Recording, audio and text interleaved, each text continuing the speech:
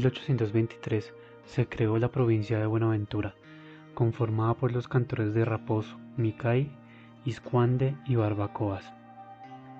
En 1827, el puerto de Buenaventura se trasladó a la isla de Cascajal, donde se erigió como villa, con el fin de incentivar la colonización de la zona y asegurar la conexión de la naciente República de Colombia. Desde mediados del siglo XIX, el coronel Agustín Codazzi recomendó infructuosamente la construcción de una línea ferroviaria y de un camino que uniera Buenaventura con Buga, pero fue necesario esperar hasta 1915 para que se construyera el ferrocarril del Pacífico, que unió a Cali, capital del nuevo departamento del Valle del Cauca, con el puerto del Pacífico.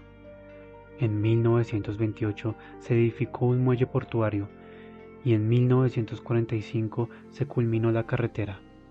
Estas intervenciones estatales fueron respuestas a la apertura del Canal de Panamá en 1914, que modificó los flujos comerciales, al desarrollo de la industria cafetera y azucarera y al aumento demográfico en todo el occidente colombiano. El progreso comercial de Buenaventura trajo consigo problemas sociales. Desde los inicios del siglo XX, el puerto se ha convertido en un receptor de oleadas de inmigrantes provenientes del Chocó y el sur Pacífico, hechos que la convirtieron en una urbe con un crecimiento descontrolado y sin una planificación que mitigue los impactos de esta transformación. Actualmente, la ciudad cuenta con casi medio millón de habitantes, la mayoría de ellos con necesidades básicas insatisfechas. También presentan índices de violencia producto del conflicto armado y el narcotráfico. Todo esto a pesar de que debería ser un lugar de principal atención debido a su importancia económica, social e histórica. Desde los primeros años del presente siglo, Buenaventura se constituyó en el primer puerto colombiano sobre el Pacífico y poco después de la apertura del Canal de Panamá, en principal puerto de exportación e importación del país. Actualmente, el 60% de todo el comercio internacional de la nación se realiza a través de Buenaventura. Ello hace que la mayoría de las migraciones se deban al atractivo de una oportunidad de trabajo en la múltiple actividad portuaria, que es la principal fuente de empleo de la ciudad. No obstante, su cobertura es tan solo del 15% de la fuerza laboral. Si ustedes buscan información sobre la historia del puerto, lo primero que va a aparecer es fundado en tal. ¿Sí? Porque es que básicamente, claro, si yo pienso en las ciudades como las conocemos nosotros, básicamente son fundaciones hispánicas o posteriores, ¿no? Por ejemplo, Chía es una fundación no hispánica, sino indígena, pero que buscó guardar ese legado hispánico un poco. En ese sentido, esto existe es porque los españoles decidieron que existiera, pensaron en fundarlo, pero básicamente pues los asentamientos indígenas ya estaban. En ese sentido, habría que entender entonces que el primer punto que me parece que es clave, que hay que tener pues, muy en cuenta para la fundación, obviamente, de lo que van a ser todas estas tierras, pues va a ser el descubrimiento, o lo que más bien desde la perspectiva española se entiende como descubrimiento, por Vasco Núñez de Balboa, en el 25 de septiembre de 1513. 25 de septiembre de 1513, Vasco Núñez de Balboa, él lo que dijo fue, es que fue muy, está chévere, y usted sabe que para ellos es descubrimiento, eso ya existía, pero pues ellos descubrieron, no sabían que eso existía. Bueno, entonces el tipo llega, es un descubridor, ¿sí? Había varias funciones, descubridor, conquistador, fundador, había varias funciones en los españoles. Él llegó al puerto de Panamá, subió, ustedes acuérdense que esto se pensaba que eran muchas islas, ¿no? Muchas islas gigantes que estaban entre Europa y China. De hecho, se llamaban las Indias Occidentales porque se buscaba era la India, que era China realmente. Entonces, cuando este tipo sube la montaña en Panamá y mira al otro lado, él piensa que es un lago muy grande. Baja la montaña, llega a la playa, ve que es al lado, mira las distancias, tal, y es cuando dice, miércoles, esto es como que otro océano. Y ese es el punto de partida de los descubrimientos hacia el Pacífico. De hecho, curiosamente, el Pacífico se llama Pacífico porque es diferente al Atlántico, porque el Atlántico es mucho más, era mucho más muy fuerte, es decir, en las costas de Europa el Atlántico es muy fuerte, golpea durísimo, los vientos son muy fuertes, ¿sí? Eso de ir a nadar allá eso es dificilísimo, pero llegó a este marcito, esto tranquilito, tan bonito, todo, color hermoso, pacífico, era pacífico, y de ahí el nombre, como muchos nombres que tenemos en América, ¿sí? Luego, entonces, pues obviamente vendrá una cantidad de descubridores y gente aquí que lo que busca es, pues obviamente, encontrar tierras. Y esa es como la historia. Y yo creo que eso se estancó muchísimo durante mucho tiempo, ¿no? Seguramente fue una ciudad muy pequeña desde el siglo XVI. Estamos hablando de 1540. En el siglo XIX siguió siendo muy pequeño.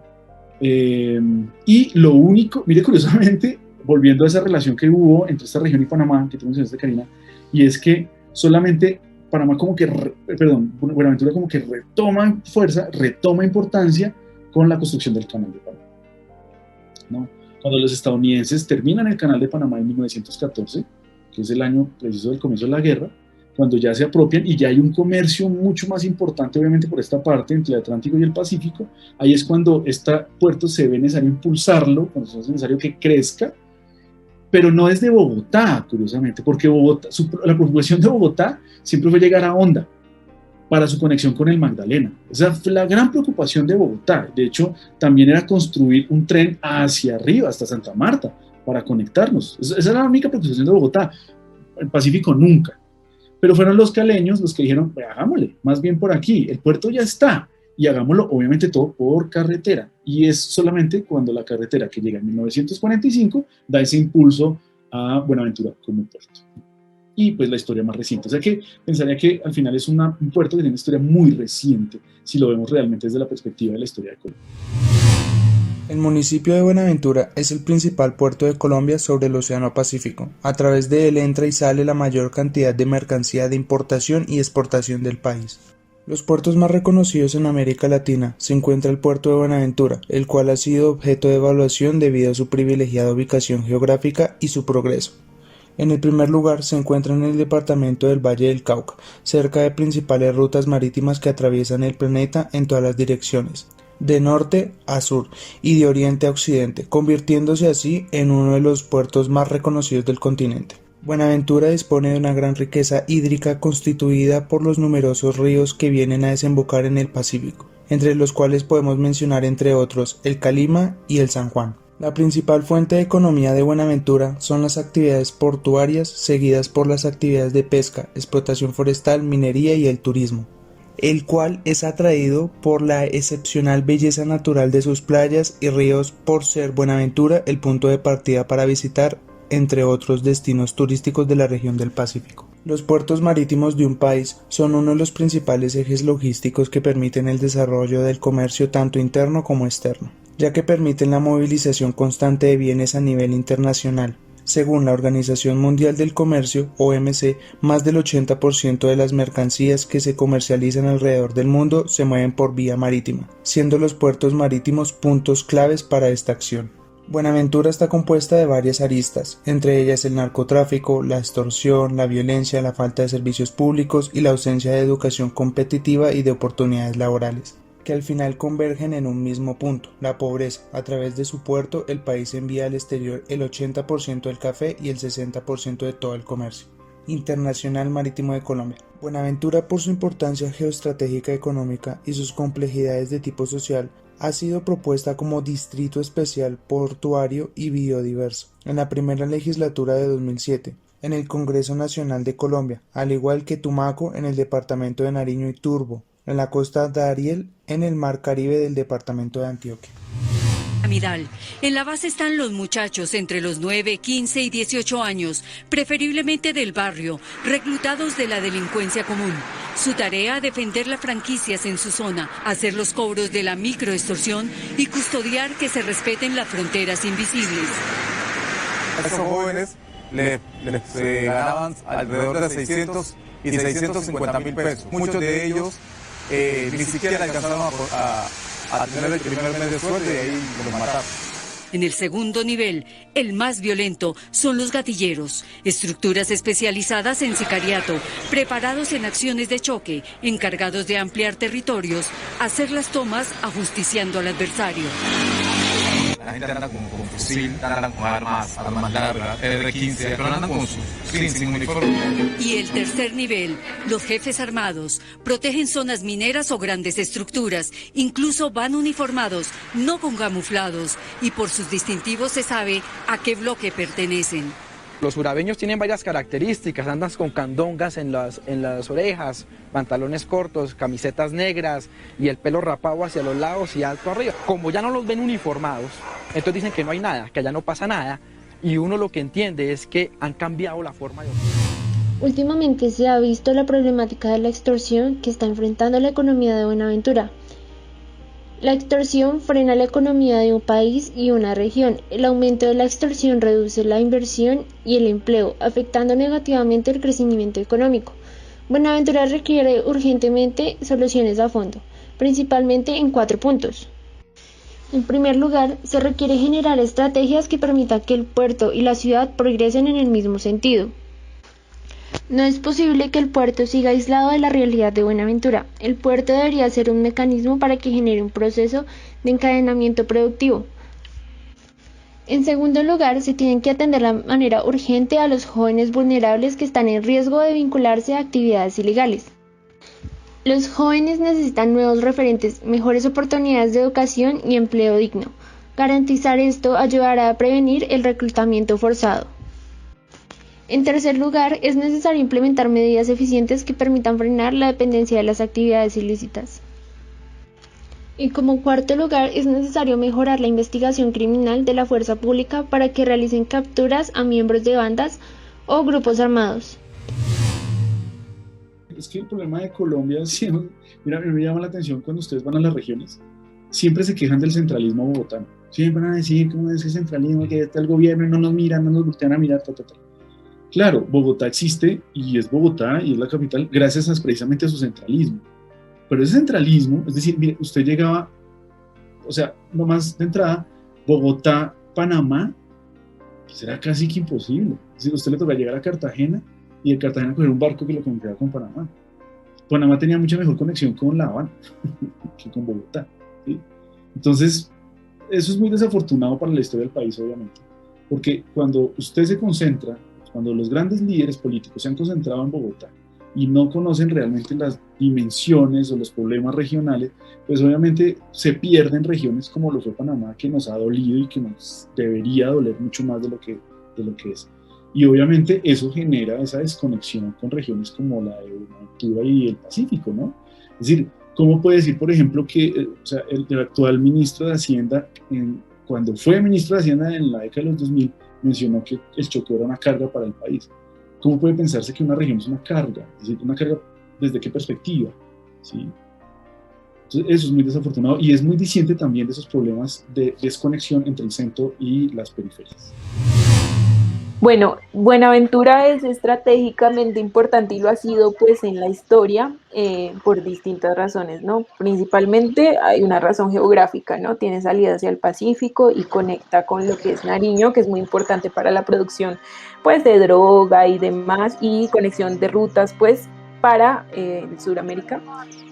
También tenemos, digamos, radica una importancia ahí en Buenaventura por su conexión también con toda la zona ya más del Pacífico hacia el norte y su salida hacia Centroamérica y pues de ahí de Centroamérica hacia Europa. Entonces, obviamente la importancia, digamos, de allí ha estado siempre, digamos, es estratégica y lo que buscan los grupos es coparla. Nosotros, digamos, como Indepaz, hemos buscado hacer referencia a los grupos armados, pero también a las empresas legales, por ejemplo, que hacen explotación minera o de hidrocarburos, pues en general.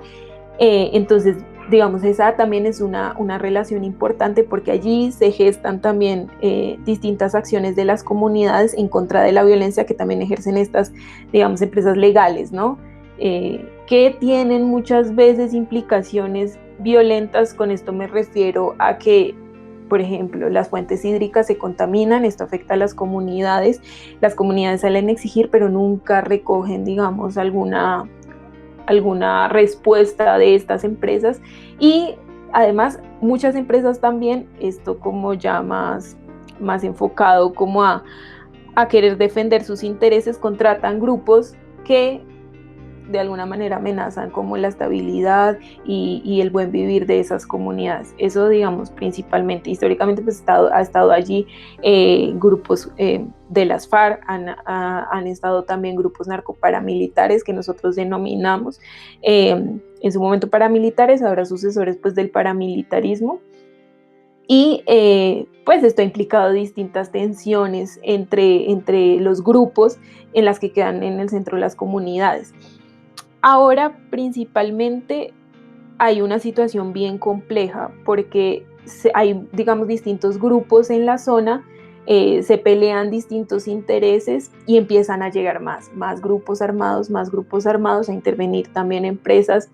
Entonces están como en un estallido pues de la violencia. Esto se representa pues en los números, que más pues adelante les contaré cuando sea bien debido, pero sí lo representa, digamos, muy bien. Antes, aquí hay una tendencia bien importante, y es que antes del proceso de paz y de todo esto que se viene gestando, pues las comunidades tenían sus líderes y eran líderes de base que muy importantes, y generalmente todos eran adultos que buscaban hacer lucha, reconocían pues y hacían propia pues todas sus violencias para luchar pues en contra de la violencia que allí se generaba por las distintas acciones.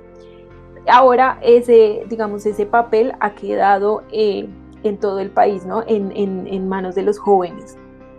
Y los jóvenes han buscado hacer como también apropiar todos esos hechos históricos que, aunque no han vivido, pues también los creen como suyos, y luchar también en contra de todas las acciones violentas que allí se presentan. El caso de Leona Rentería ahorita, con toda su lucha pues por los derechos de las comunidades negras y en sí pues de toda la comunidad de Buenaventura, y pues por el derecho de su territorio y la defensa de los derechos humanos y demás.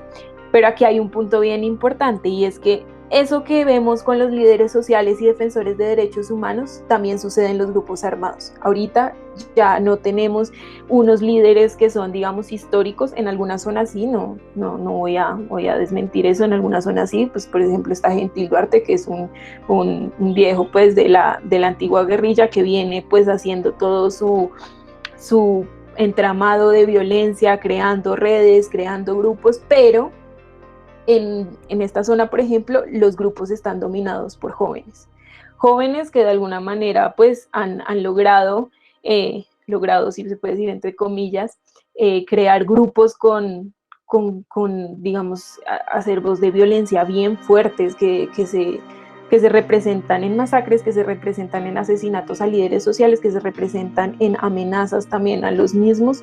Entonces es como las dos partes enfrentadas, ¿no? Los jóvenes por un lado luchando por lo que se piensa pues que es trascendental para que avance pues la paz en el territorio, y por el otro lado están los jóvenes también, pero del lado como malo de la historia es en los grupos armados defendiendo una lucha armada con infusión del miedo, ¿cierto? Entonces infunden miedo, y esto, digamos, más allá de querer generar control territorial y querer ganar como un peso frente a otros grupos, es la manera de demostrar que digamos, pueden tener control de la población, pero representado sí en las armas y en un poder que, digamos, está más en la cabeza. Es como algo más egocentrista, ¿no? Que más armado, y que más de una lucha ideológica, que va más allá de una lucha histórica que representan otros grupos. Entonces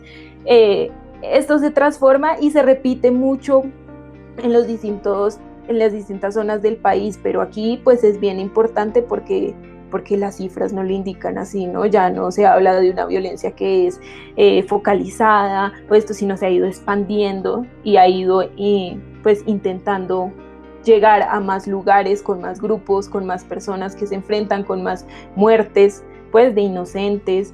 Entonces sí, es como toda la situación que se da allí en Buenaventura.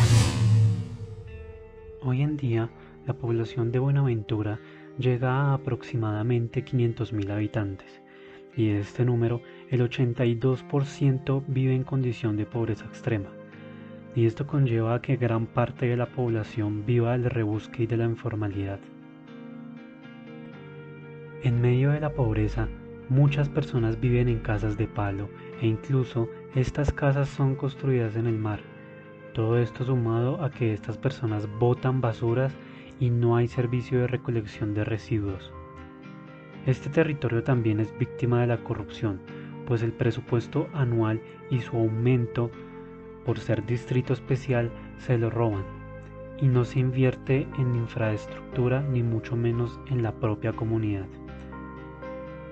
Por ejemplo, de los últimos 6 alcaldes, 5 están presos por corrupción y la comunidad se queja de la actual alcaldía, que no hace absolutamente nada. Todo este abandono conlleva la violencia y el conflicto armado, en donde varias bandas se disputan el control del narcotráfico en medio de la difícil geografía de la región. El vínculo que hay entre el crecimiento económico y la pobreza ha evidenciado la existencia de espacios en los que es posible intercambiar la producción y perpetuar la pobreza, tanto así que el comercio, los empresarios y el proceso de atracción de inversión se ven impactados negativamente con la situación que vive Buenaventura, porque no es el clima propicio de los negocios.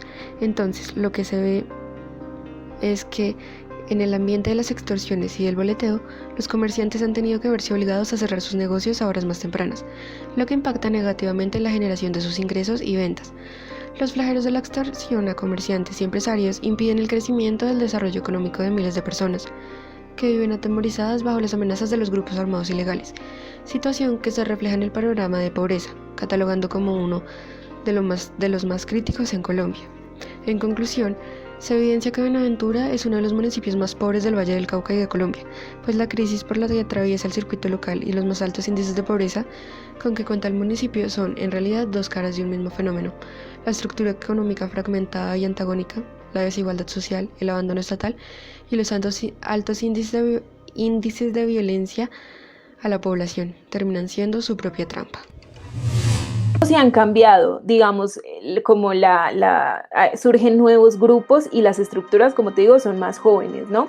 Pero sí, definitivamente han cambiado, ¿no? Porque ahorita, por ejemplo, antes teníamos referencia de la empresa en Buenaventura, un grupo bastante violento, al que se le señalaba de tener casas de pique allá, pero ahora está la división de la banda La Local, que conocimos el año pasado y que este año a principios, en enero, se dividió en lo que son los chotas y los espartanos y representan un nivel de violencia todavía más fuerte.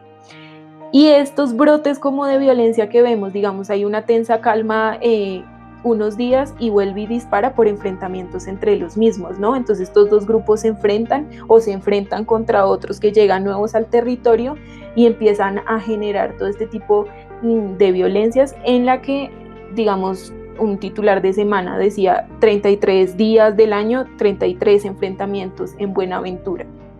Es un enfrentamiento diario en el que mueren en su mayoría jóvenes. Masacres, y las masacres nosotros las contamos a partir de 3, allí se ha dado, pues en lo que nosotros llevamos del conteo, una en 2020 en la que murieron 6 personas. Entonces, digamos, esto genera como un poco de tensión para decir que sí, los grupos se han transformado, pero que ahora lo manejan jóvenes y son mucho más violentos y buscan como más hechos viciosos para llamar la atención que otra cosa. Mira, yo pensaría que no hay una violencia específica a Buenaventura, no hay una violencia específica de tipo puerto, ¿no?